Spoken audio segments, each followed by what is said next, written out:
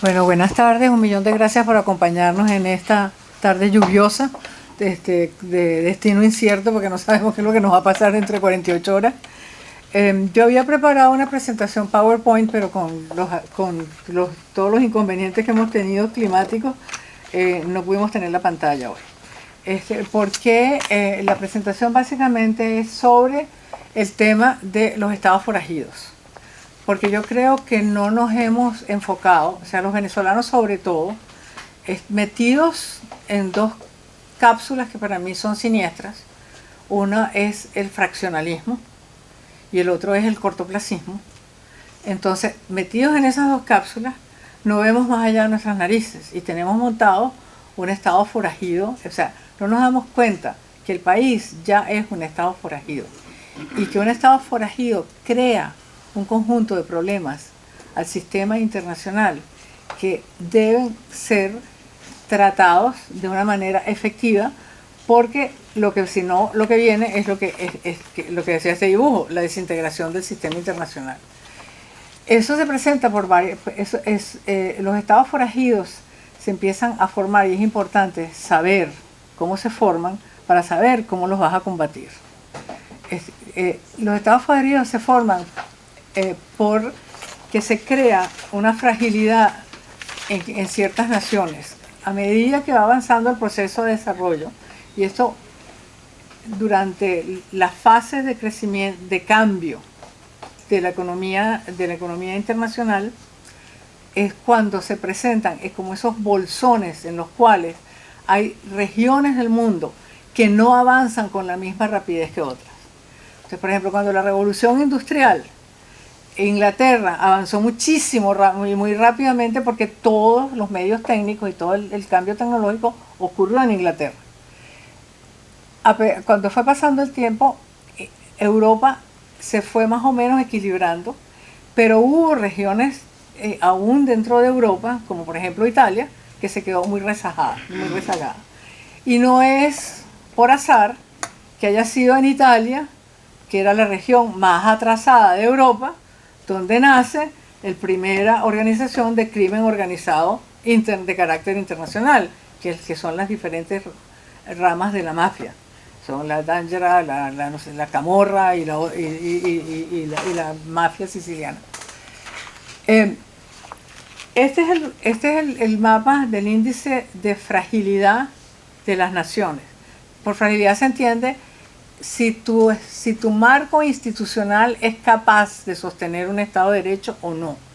Cuando no es capaz de sostener un Estado de Derecho, tú defines a ese Estado como un Estado frágil.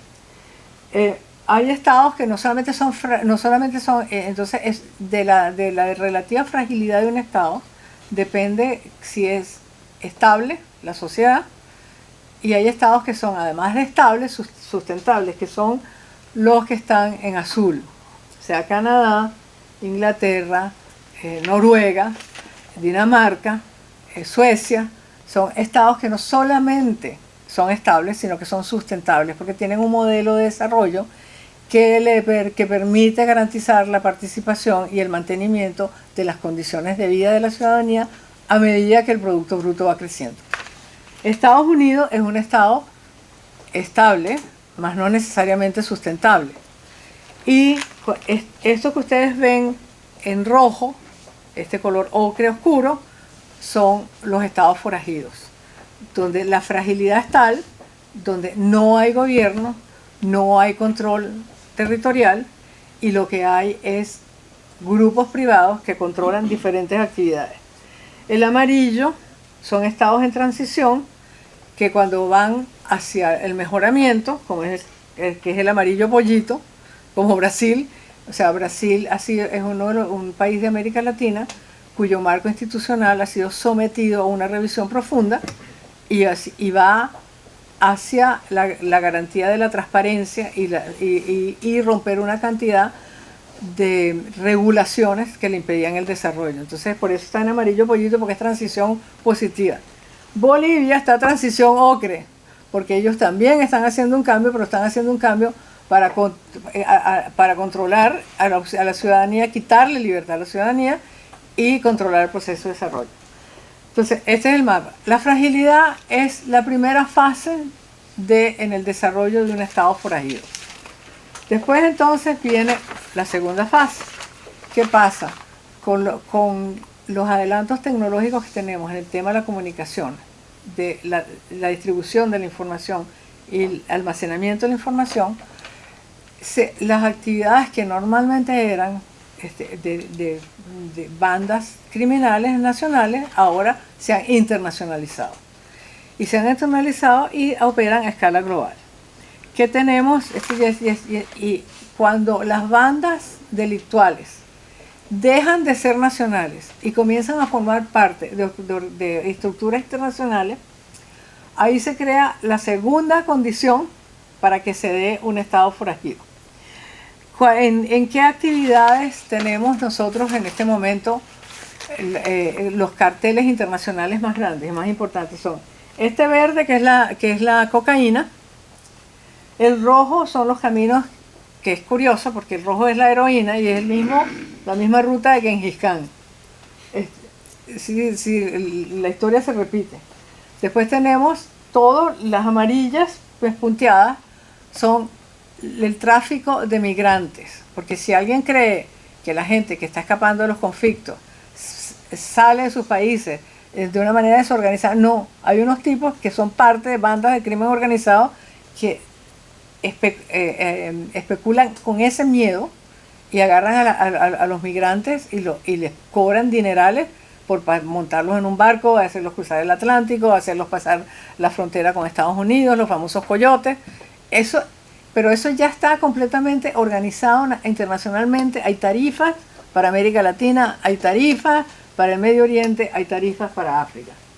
Después también tenemos otras que ustedes son menos obvias, que son las bandas de cibercriminalidad, y tenemos otras que también son menos obvias y que a las señoras nos gustan mucho, que son los que imitan las grandes firmas, las carteras de Gucci, de todo eso, y esas son unas bandas criminales organizadísimas.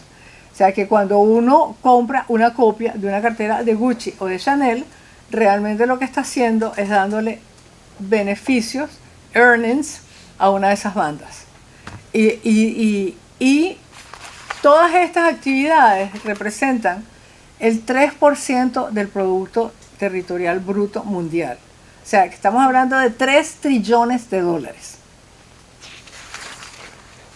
Después viene la fase 3, que es cuando estas bandas empiezan a necesitar plataformas de operación. Entonces ahí viene un matrimonio entre fragilidad y necesidad operativa. Y entonces esas plataformas las van buscando en los lugares donde hay mayores inestabilidad. Estos puntos azules son los lugares del mundo donde las Naciones Unidas han tenido que mandar tropas porque hay demasiada inestabilidad. Estas rayas aquí están donde está la piratería en el mundo, que es en el Cuerno de África. Y esta plataforma que está en formación, que ocupa parte del territorio colombiano y parte del territorio venezolano, es el próximo estado forajido, que saliendo de Venezuela va pronto a fusionarse con Colombia, dependiendo de lo que pase el año que viene con las elecciones. Porque si la FARC y el ELN logran coronar un conjunto de alcaldías y de gobernaciones, como ellos lo están pensando, todas esas regiones van a estar organizadas con esta lógica. Los señores van a ser políticos allá y van a tener los ilícitos en el territorio venezolano. Entonces va a ser esta plataforma que va a producir el dinero para que los otros hagan política, pero entonces son parte de una misma organización delictual. Y esto lo tenemos aquí en la puerta. Es más, hoy en día Venezuela no es un país, no es un Estado-nación. No se puede ya hablar de Venezuela como Estado-nación, porque Venezuela está en el mismísimo estadio que estaba cuando Juan Vicente Gómez irrumpe en la política venezolana, que es para unirlo, porque tú tenías unos caudillos en el este, unos caudillos en el norte y otros caudillos en el centro, que tenían a Venezuela toda retaseada. Entonces habían como 3 regiones que vivían en guerra, pero no estaban organizadas como un Estado. ¿Qué es lo que hace Juan Vicente Gómez? Impone el Estado Nacional y es el creador del Estado Nacional moderno venezolano. Ahora hemos vuelto para atrás. Toda la región donde está el famoso arco minero, eso es territorio de 4 mafias: la búlgara, la siria, la rusa y la china. Y esos señores actúan como un gobierno, se sientan y deciden qué es lo que van a decir y le dicen al gobernador y a la Guardia Nacional y a la policía, les dan instrucciones. Y si no le hacen caso, simplemente ese guardia que no les hizo caso amaneció muerto, no vio la vida más nunca. La zona que es el estado Monagas, el noreste de Venezuela, estado Monagas, estado Sucre, eso es una zona de piratas igualitos a los somalíes del Cuerno de África. Los famosos colectivos que formó el gobierno decidieron tomar las empresas de pesca artesanal que habían existido ahí tradicionalmente, le cobran peaje a estos pobres gente, se le montan en la embarcación y van y le cobran peaje a los trinitarios, a los yates, y además participan. O sea, nadie puede ir a pescar sin darles a ellos una participación. Arruinaron los planes de Trinidad y Tobago de desarrollar a la isla de Tobago como un destino de ecoturismo, porque ¿quién va a ir bajo esas circunstancias? Y por supuesto, toda esa zona ahora ha obligado a la industria de la marítima mercante internacional a dar la vuelta por arriba, porque si pasan por ahí, son seguros que estos tipos lo van a atacar. Y después tenemos la otra parte del territorio en el occidente venezolano, desde la ciudad de San Cristóbal, capital del estado Táchira, hasta la punta de la península de La Guajira. Eso es territorio de las mafias de tráfico de droga de Colombia. Entonces, díganme ustedes si eso es un Estado-nación. Cuando hay 4 gobiernos de distinta naturaleza y los únicos exitosos son los que están explotando actividades ilegales. Dicho esto, yo pienso que ya las condiciones están dadas para la aplicación de la Convención de Palermo en Venezuela, porque es que el resultado final va a ser este. Esto es una matriz de insumo producto de las actividades delictuales, y esto es la disolución del Estado-Nación venezolano, con unas consecuencias tremendas. ¿Por qué? Porque Venezuela está en las puertas del Canal de Panamá, y porque el cambio que está ocurriendo en la economía global va a llevar al ascenso de donde se va a crear riqueza hoy en día, es de los intercambios por el corredor pacífico de la economía internacional. Ese corredor pacífico va a tener 2 entradas, una obviamente por el lado pacífico, puertos como Manzanillo, los puertos de Centroamérica, abajo hasta Valparaíso, pero esa es una zona de mares muy profundos y además de corrientes muy fuertes y muy poco fáciles de predecir, son muy impredecibles. Entonces, la mayoría de los transportes de contenedores van a dar la vuelta y se van a venir por Suez y van a entrar en el Caribe, y el Caribe es el mare nostrum del siglo XXI para todos los estados ribereños. Y si el Caribe está sujeto a una situación de inestabilidad, está sujeto al Canal de Panamá, está comprometida el futuro el futuro crecimiento de todas estas naciones que forman la cuenca del Caribe. Entonces, díganme ustedes si cualquier asociación de estados ante una situación de esta no tendría todas las razones de actuar. Entonces, yo lo que digo es que si no empezamos a crear conciencia y a dejar los venezolanos la mezquindad y dejar de estar pensando quítate de aquí porque voy yo, y estar pensando en cosas cortoplacistas como que si las primarias y de las primarias a las regionales no sé qué, y no vemos el